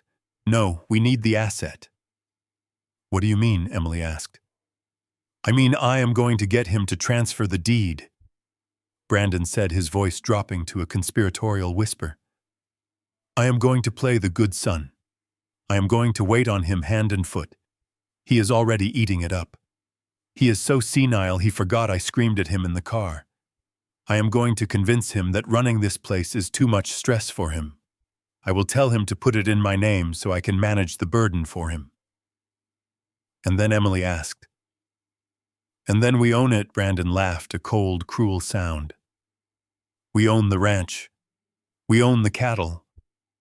We own the old man. We can stick him in a nice back room here, hire a nurse to change his diapers, and we live like kings. We can sell the Denver house later for pocket money. But this ranch is the jackpot, Emily. We hit the mother lode. I stood there in the dark, listening to my son plot my imprisonment. He didn't just want to sell my property anymore. He wanted to consume my life. He wanted to erase me and take my place as the lord of the manor. I felt a coldness settle over me that had nothing to do with the mountain air. It was the absolute zero of indifference. The last shred of guilt I had about what I was going to do to him vanished. He wasn't my son anymore. He was a parasite. I reached into my pocket and pulled out my phone. I sent a text to Rothstein. They want the whole pie. Accelerate the timeline. I want the foreclosure notice on the Denver house delivered tomorrow morning. And Rothstein, tell Cooper to prepare the conference room.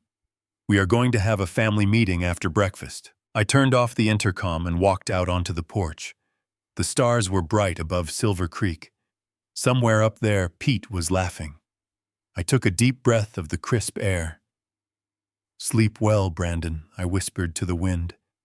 Because when you wake up, the dream is over and the nightmare begins.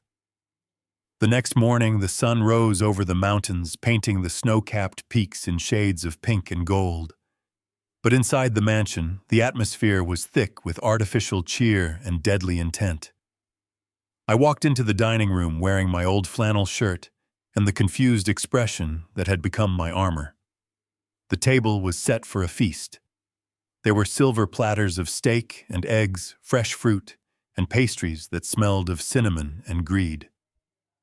Patricia was wearing a silk robe she must have found in the guest closet, looking like the lady of the manor she so desperately wanted to be. Brandon was pacing by the window holding a bottle of champagne. "Good morning, Dad." Brandon boomed his voice too loud for the quiet room.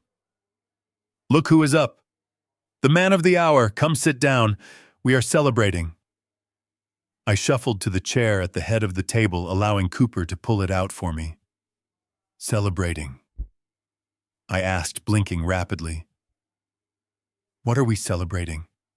Is it someone's birthday?" Brandon laughed, popping the cork on the champagne bottle.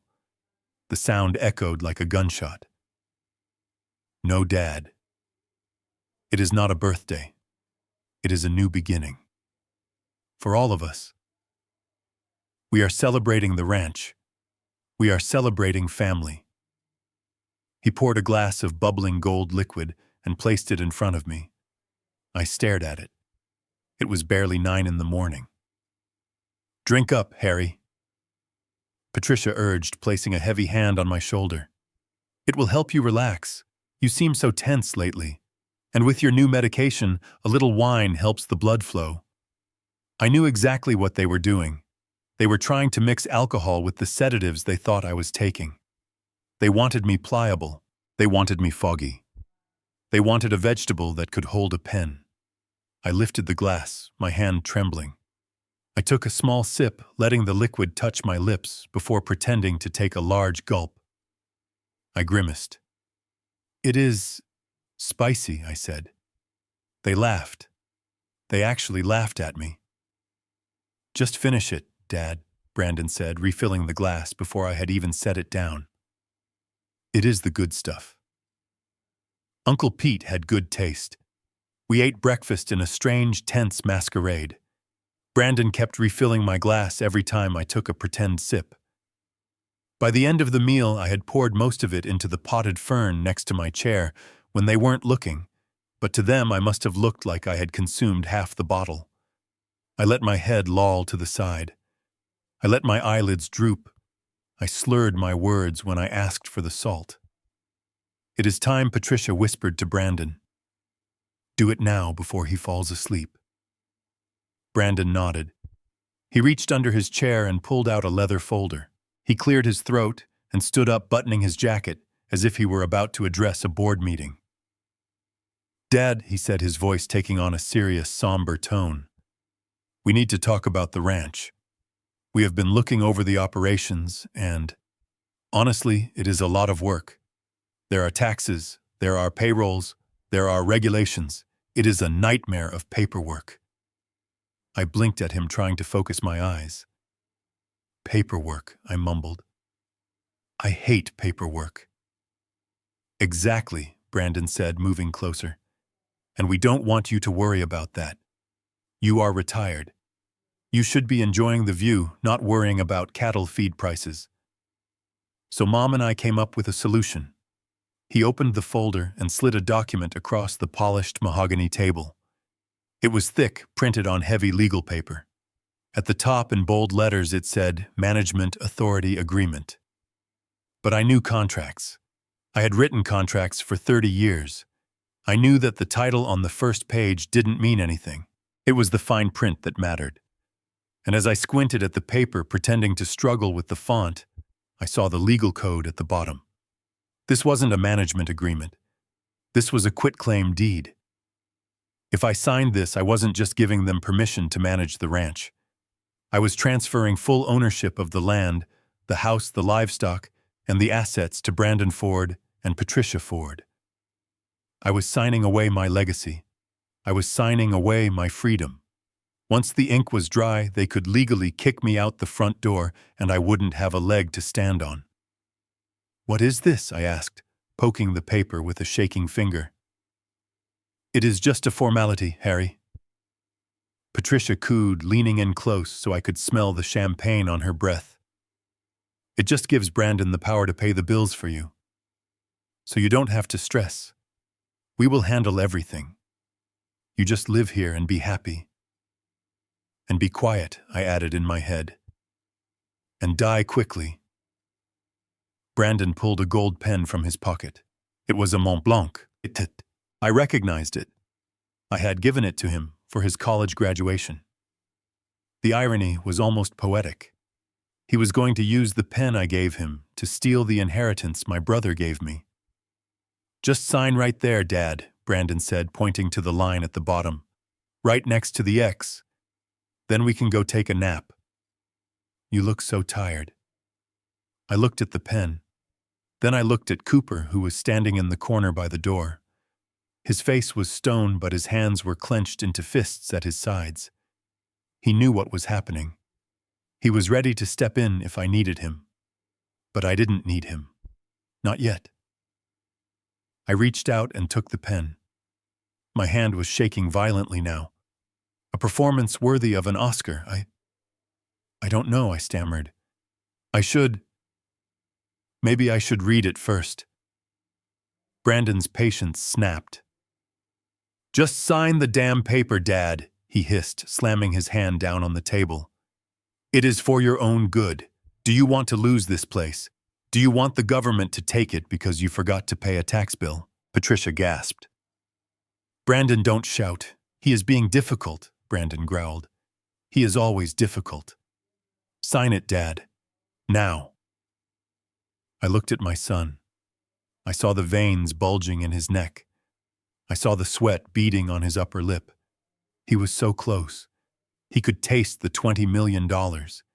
He could see himself as the cattle baron, the Lord of Silver Creek. Okay, I whispered. Okay. I will sign. I lowered the pen to the paper. The tip hovered millimeters above the line. The room went silent. I could hear the ticking of the grandfather clock in the hall. I could hear Patricia's shallow breathing. I could hear the blood rushing in my own ears. They leaned in, both of them, like vultures circling a dying animal. They were mesmerized by that pen tip. They were already spending the money in their heads. I pressed the pen down. A tiny dot of ink appeared on the paper, and then I stopped. I froze. My hand stopped shaking. Harry, Patricia whispered, "What is wrong?" "Just write your name." I didn't answer. Instead, I slowly lifted the pen from the paper. I placed it gently on the table next to the document. The click of the metal against the wood was soft, but in that silence it sounded like a thunderclap. I sat up straight. I rolled my shoulders back, shedding the hunch I had been carrying for days.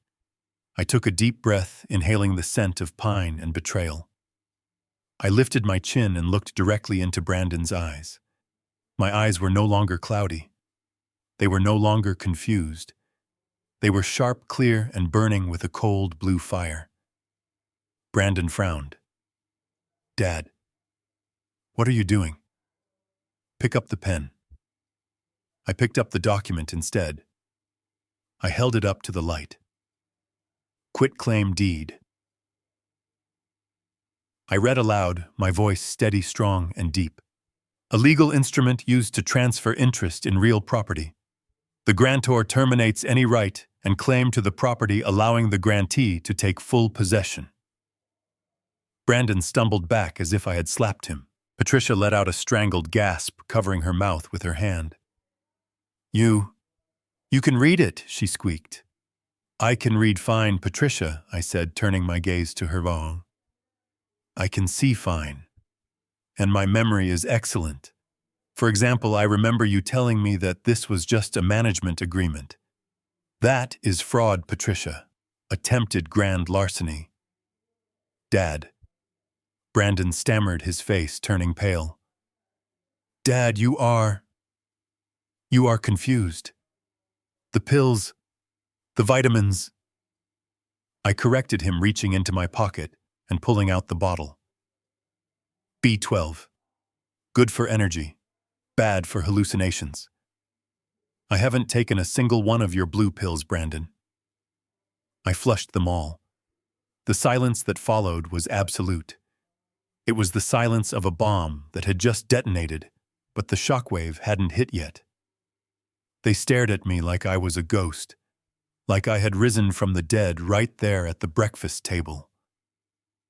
You were faking," Brandon whispered. I stood up. I towered over them. I wasn't the frail old man anymore. I was Harrison Ford, the man who built skyscrapers, the man who survived recession and hardship, the man they had underestimated. "Yes," I said, "I was faking. But you two weren't. You were very real. The way you talked about me in the car, the way you planned to lock me in a nursing home, the way you wanted to kill my dog." I reached into my pocket and pulled out my phone. "Before I sign anything," I said, my voice low and dangerous, "I want you to listen to something. I want you to hear exactly why you are never going to own a single blade of grass on this ranch." I pressed play. I tapped the screen of my phone and a voice filled the room, amplified by the Bluetooth speaker sitting innocently on the sideboard. It was Patricia's voice, clear as a bell and cold as ice. "If we get Dr. Miller to sign the papers by Friday, we can list the house on Monday. Once we have power of attorney, we can dump him in Sunny Meadows. It is cheap and nobody checks on them there." Patricia let out a strangled cry, dropping her champagne glass. It shattered on the hardwood floor, shards of crystal exploding like her future. But the recording wasn't done. "He is just a burden, Dad. It would be so much easier if you just died. Just died and left us the insurance money." Brandon's face went from pale to a mottled purple. He stared at the speaker as if it were a poem. That was his voice. His hatred, broadcast for the world to see. And then the final nail in the coffin. "Make sure he takes the blue pill. It shuts down his cognitive functions. In a few weeks, he won't know his own name." I stopped the recording. The silence that followed was heavy, suffocating. It was the silence of a courtroom after the guilty verdict is read. "You recorded us," Patricia whispered, her voice trembling. You spied on us." "I spied on you?" I asked incredulously. "You tried to poison me, Patricia. You tried to lock me in a warehouse for the dying, so you could go on a cruise. You didn't just break my heart. You tried to erase my mind." "Give me that phone!" Brandon roared, lunging across the table. His eyes were wild, desperate. He looked like a cornered animal ready to bite. He reached for me, his hands clawing at the air, but he never made it. Cooper stepped out from the shadows, moving with a speed that belied his age. Two burly ranch hands appeared behind him, blocking Brandon's path. Cooper caught Brandon's wrist in a grip of iron, twisting it behind his back until Brandon yelped in pain and fell to his knees. "I wouldn't do that if I were you, son," I said, my voice calm and steady. "Cooper is ex-military, and he doesn't like people who threaten his boss." Brandon struggled against the grip, spitting on the floor. "You are crazy, old man. You are senile. Nobody will believe those recordings. I will say you doctored them. I will say you are paranoid." I reached under the table and pulled out a thick manila envelope. I tossed it onto the table, where it landed with a heavy thud right next to the unsigned deed. "Maybe they won't believe the recordings," I said, shrugging. "But they will believe this." Brandon looked at the envelope. Phoenix Holdings was stamped in the corner. "What is this?" he sneered, trying to sound tough despite being on his knees. "Open it," I said. Patricia reached out with a shaking hand and pulled the papers out. She gasped. It is a loan agreement," she stammered. I stood up and walked around the table until I was standing right in front of my son.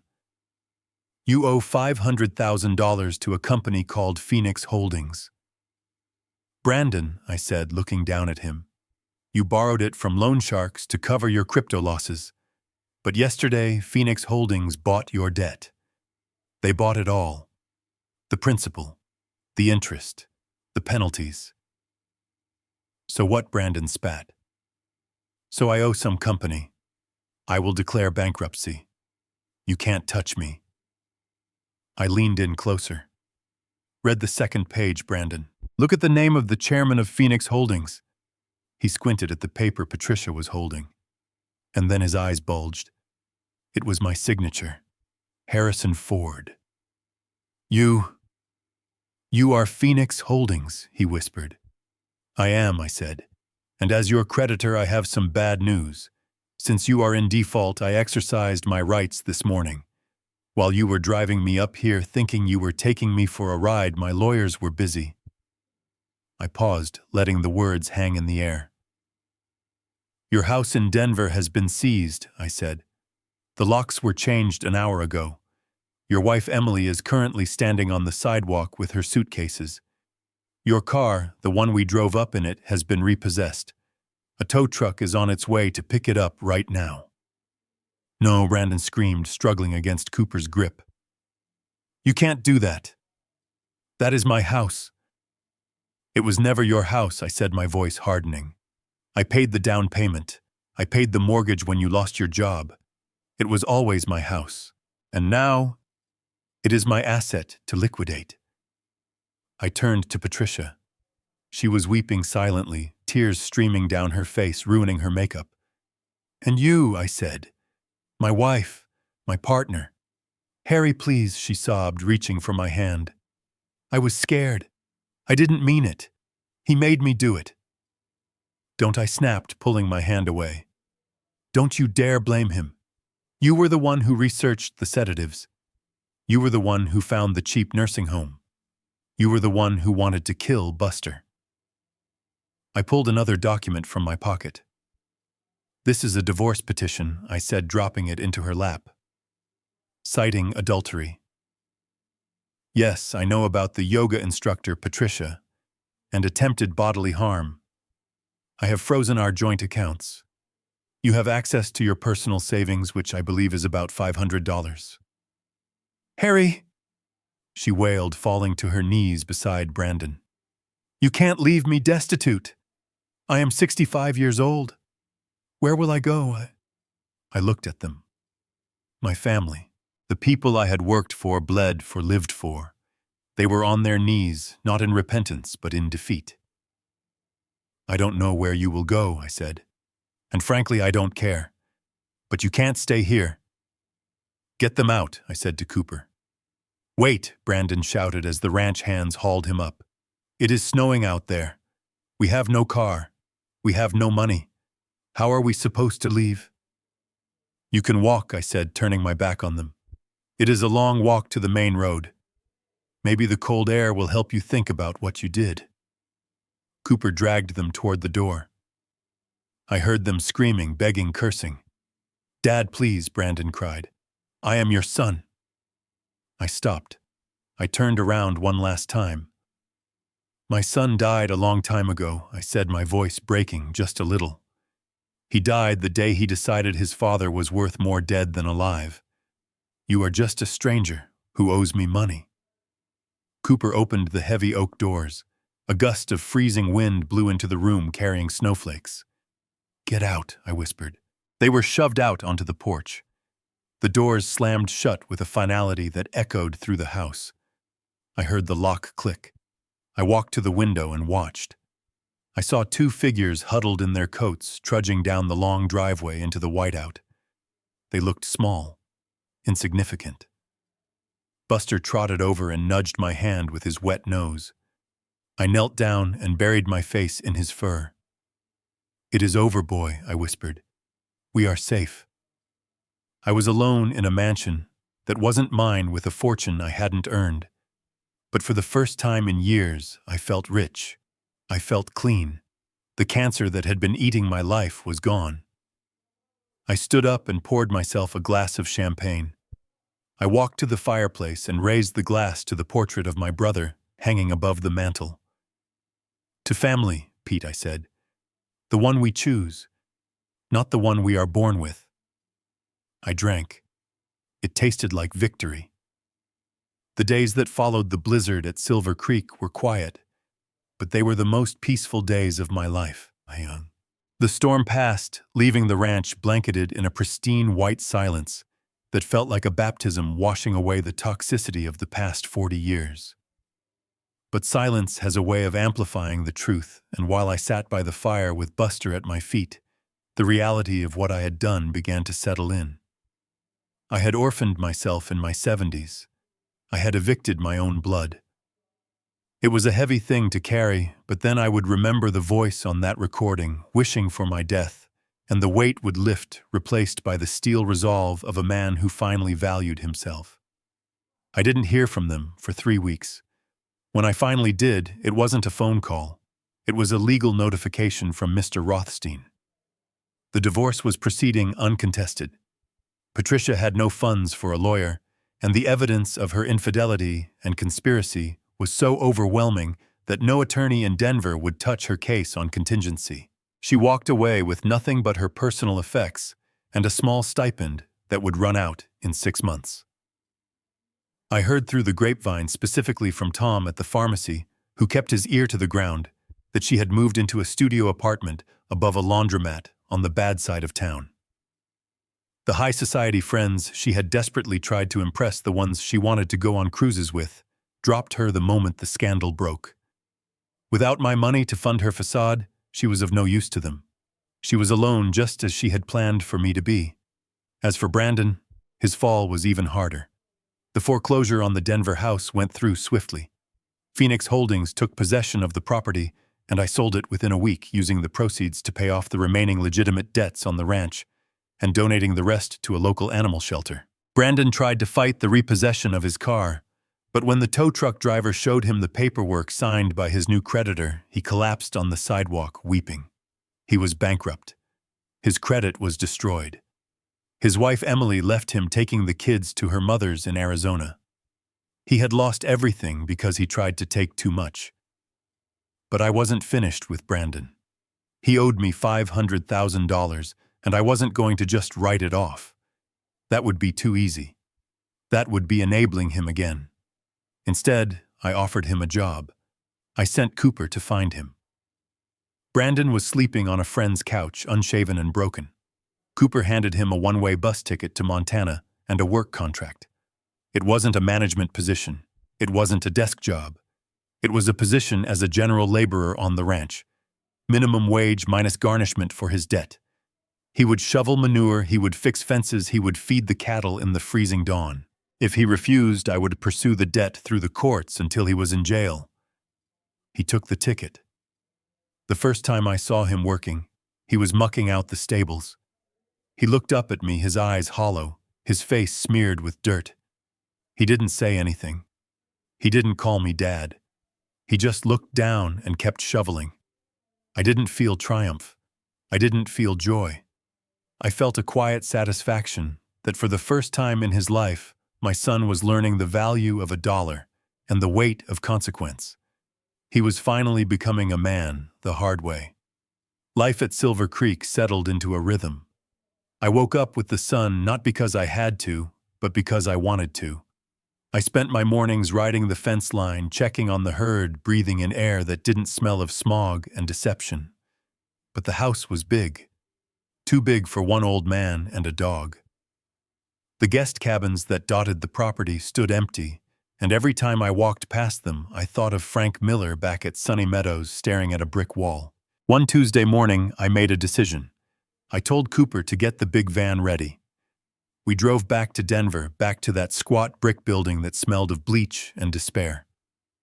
I walked into the administration office and demanded to see the discharge papers for Frank Miller.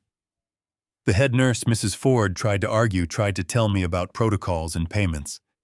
I simply wrote a check for Frank's outstanding balance and told her to have him ready in an hour. When I wheeled Frank out into the sunshine, he squinted, shielding his eyes. "Where are we going, Harry?" He rasped, his voice unused and scratchy. "We are going home, Frank," I said. "We are going to a place where nobody counts your bathroom breaks, and the only thing you have to look at is mountains and sky." I didn't stop with Frank. I remembered the other faces at that table, the men playing cards with ghosts. I talked to their families, the ones who rarely visited. I made them an offer. I would house them, feed them, and care for them at Silver Creek for free. All they had to do was sign the release forms.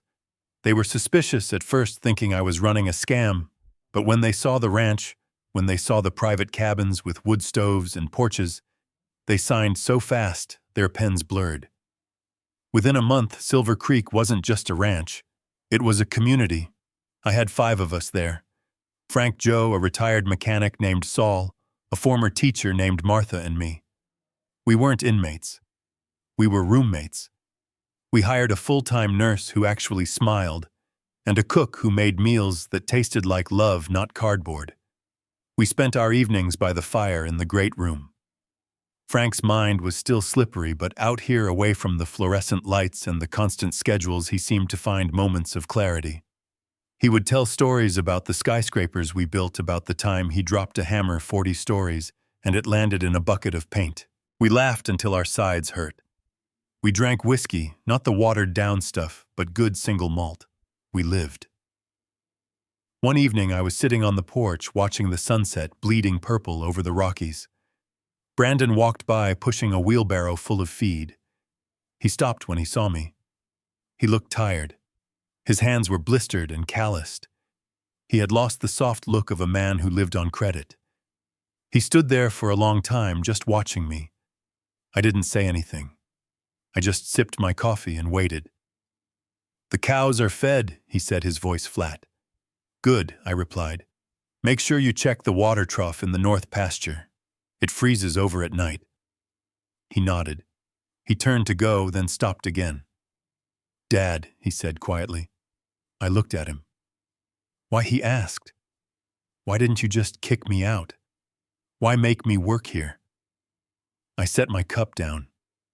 "Because kicking you out would have been easy, Brandon," I said. "And you have had easy your whole life. Easy made you weak. Easy made you cruel. Hard work is the only thing that can fix what is broken in you. I am not doing this to punish you. I am doing this because it is the only way I know how to save you from yourself." He looked at me, and for the first time I saw something other than resentment in his eyes. I saw shame. Genuine shame. "I am sorry," he whispered. It was barely audible, carried away by the wind. "I know," I said. "But sorry doesn't fix the fence, Brandon. The hammer does. Go finish your work." He nodded and pushed the wheelbarrow into the darkening evening. I watched him go. Maybe one day, years from now, he would pay off his debt. Maybe one day we could sit at the same table again. But that day was a long way off, and I was in no rush. I had learned that forgiveness wasn't a door you just opened, it was a road you had to walk, and sometimes that road was uphill in the snow. I went back inside. The fire was crackling, and Buster was snoring on the rug. Frank and Saul were arguing about baseball stats from 1975. Martha was knitting in the corner, humming a tune. It wasn't the family I was born into. It wasn't the family I had married into. It was a family of broken parts that fit together perfectly. I walked over to the desk in the corner and opened my leather-bound journal. I picked up my pen, the same pen I had refused to sign the deed with. I wrote the date at the top of the page.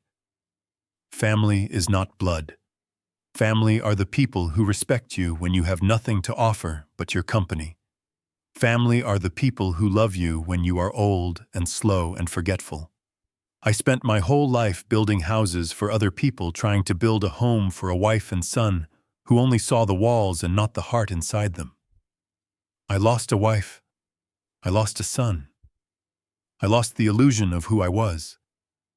But here in the shadow of these mountains, surrounded by friends who know the value of a day, I have found something better. I have found my dignity. I have found my peace.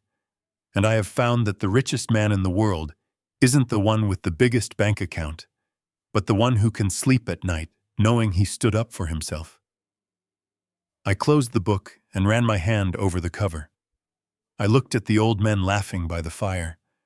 I looked at Buster twitching in his sleep, chasing rabbits in his dreams. This was it. This was the payoff. It has been exactly 12 months since the blizzard that severed the ties to my old life, and Silver Creek looks different today. The snow has melted, revealing the lush green promise of spring, and with it a new purpose has bloomed on this land. I didn't just turn the ranch into a home for my friends, I turned it into a legacy. Last month, we cut the ribbon on the Pete Ford Trade School, a program dedicated to teaching young men and women the value of working with their hands. We teach carpentry, plumbing, and electrical work skills that built this country, skills that gave me my start, and skills that cannot be taken away by a market crash or a bad investment. I stood on the porch this morning watching the first class of students arrive. They looked nervous, unsure of themselves, clutching their new tool belts like lifelines, just like I did 50 years ago. And guiding them, showing them where to report, was Brandon. He is still working off his debt dollar by dollar, but something in him has shifted. The arrogance that used to drip from him like cheap cologne is gone, replaced by the quiet humility of a man who knows the weight of a shovel. He isn't the son I raised. He is something better. He is the man he is building himself to be from the ground up. Yesterday I saw him showing a young boy how to properly hold a hammer, correcting his grip with a patience I never knew he possessed. We don't talk much about the past, but sometimes when we are working side by side fixing a fence or checking the herd, we share a nod. It is a small thing, but for us, it is a bridge over a canyon. As for Patricia, I received a letter from her yesterday. It had no return address, just a postmark from a small town in Nevada. She wrote that she found a job as a receptionist at a dental clinic. She wrote that she lives in a small apartment and that she misses the garden we planted together. She didn't ask for money, which I suppose is the first honest thing she has done in years. I folded the letter and put it in the drawer without replying. I don't hate her anymore. Hate takes too much energy. Energy I would rather spend teaching a kid how to frame a wall or throwing a ball for Buster. Forgiveness isn't about letting someone back into your life, it is about letting go of the anger that ties you to them so you can finally be free. The house is full tonight. Frank is playing chess with Saul and cheating badly, moving his rook when he thinks nobody is looking, but Saul lets him win because that is what friends do.